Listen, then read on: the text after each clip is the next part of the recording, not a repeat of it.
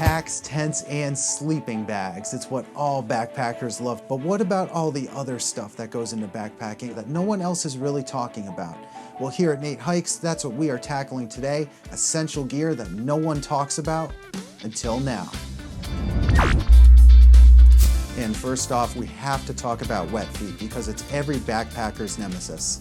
You can get cheap footwear that's waterproof, but it's probably not going to be the most reliable. And then if you get the more higher end waterproof footwear, well, it's just gonna cost you a lot of money. So what do you do at that point? Like bread bags? Thankfully, no, but I do recommend waterproof socks. Now, these things are actually fantastic. You can pair these with any non-waterproof footwear that you have. They're durable and they're affordable. A pair usually costs around $25. And I've found that if you need to just waterproof your feet in a pinch, these are a fantastic option. And I usually find that these work best in the colder seasons because this waterproof sock material just doesn't breathe very well. So when you do wear these, you have to wear them with a sock liner.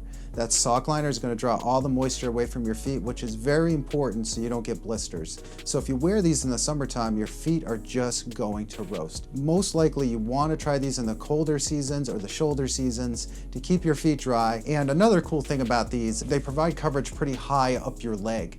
So, you know, with anything waterproof, any waterproof footwear, if anything gets inside the shoe or the boot, you know, you're gonna get wet. But with something like this, you're gonna have coverage all the way up your leg, basically. Now, when it comes to sleeping in the backcountry, that's really something you have to take serious.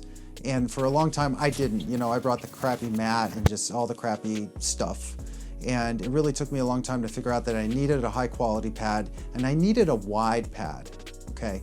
And you hear that all the time. Everybody's talking about wide pads. But I'm here to say a wide pad, as important as it is, there's one more thing about a pad that is just absolutely crucial in me getting a great night's sleep in the backcountry. So my pad is extra wide, but the other thing about it is it's extra long. And for me, it provides way more comfort. Almost like you hear it all the time, it has to feel like your bed at home. Well, a normal size pad, as far as the length is concerned, it's just too, and I'm not tall, I'm like 5'10", 5'11". It's just too short and I find myself just like crinkling up in a ball and I don't want to do that. Like I want to be able to stretch out. So just having that few extra inches just really makes a big difference. And I found it doesn't matter if I'm in a quilt or in a sleeping bag, just having that extra length, it just makes my sleeping experience way more enjoyable. So if I was to recommend a pad, it would be the Therm-A-Rest Neo Air X Therm Max. You can use this all year. It has an awesome R rating of 6.9. I think it's actually up to 7.2 at this point, but I have the older version. And it only weighs 1 pound, 9 ounces. It's really not much of a weight penalty for having that much space on a pad. So you need something that cuts. And not only do I recommend a knife, but I also recommend scissors. And in fact, I prefer the scissors because they're more versatile and generally actually more safe. I actually avoid using a knife in the backcountry if I can. If I don't need to and I can use the scissors instead, that's what I'm gonna do because using an open blade just really increases your chance of a potential injury. And that's the last thing I want when I'm backpacking. You know, if you're just a recreational backpacker, you're not creating your own shelter, you're not processing wood, I would recommend this small multi-tool. It gives you the benefits of both having scissors, having a knife, and then it has other useful tools in there too. So it's like a win-win. Oh, and bonus, you can stay more hygienic on trail and get those like random nose hairs.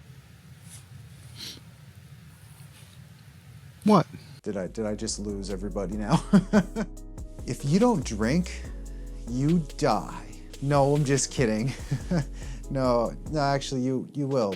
Yeah, you'll die. So what's my solution to not dying? Let's just picture this. You're hiking down the trail and you are thirsty. It's been a while since you've seen any water sources and boom, right in front of you, you see just a tiny little trickle. So with your big old water sack or water bottle, whatever, you're trying to get water in it, you can't, it's just a big fiasco. Well, if you were smart and had a water scoop, you would be good to go. So I've used water scoops in the past. In fact, when I was hiking the Long Trail, I had to use it once, but it was at my very thirstiest, and it was when the water source was like a half mile from the trail. I was so glad I had it because the water was just a tiny little trickle. And sure, could I have gotten water from there like eventually? Probably, but it was just so much more efficient to have that water scoop. So why not just be more efficient? And it's super cheap to make. You get the cheapest plastic water bottle you can find. You cut off the bottom, you fire the edges, you're good to go. You can even crush it up, throw it in your pack, and then when you need it, just uncrush it and go ahead and use it. So just don't die. Get yourself a water scoop and live to tell the tale. You know, even small blisters can be a big problem. They can be game changers. They can be hike enders. So what do? You have a blister. You feel a blister coming. How do you prevent it from occurring? Or if you do get one, what do you do to ensure that it's not going to end your trip? Well, in those instances, I really recommend you carry what's called Leukotape. So this stuff is just miraculous because once you put it on, you decide when it comes off. It's that sticky.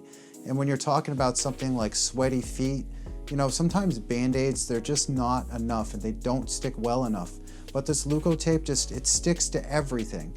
And that's great, especially if you're talking about blister prevention. But if you do get a blister, you can also treat that with Leukotape, again, by covering it. You know, I actually love Leukotape so much that it's replaced just regular Band-Aids. I don't even carry those anymore.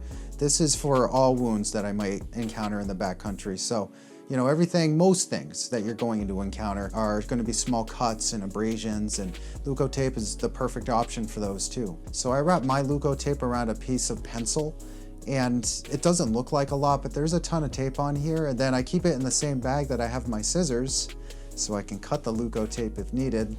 Look at that, see it all comes together.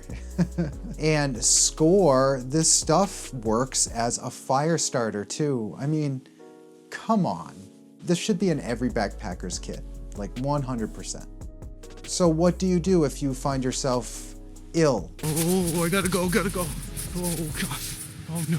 You find yourself vomiting, or you sprained an ankle and it hurts a lot, so it's hard for you to even hike at all. You know, there's no hospitals, there's no clinics in the backcountry, so you have to be prepared. And you have to be able to get yourself out of a tight spot if you find yourself sick or injured. So aches, pains, swelling, fever, you know, you need to have Advil, you need to have Tylenol to combat all that stuff. And we're not looking to cure anybody here. We're just looking to get ourselves out of the backcountry until we can get proper help. For upset stomachs, diarrhea, pretty simple, anti-diarrheal. I just always recommend you keep that in your medicine kit. It's small. When you go through issues like that, you lose a lot of fluids and you lose a lot of electrolytes. So yeah, make sure you pack electrolytes. I mean, you should be doing that anyways. And then antihistamines. So, you know, God forbid that you come across something you're allergic to and your throat begins to close up. You gotta have something to combat that. And like, I carry it and I'm allergic to nothing.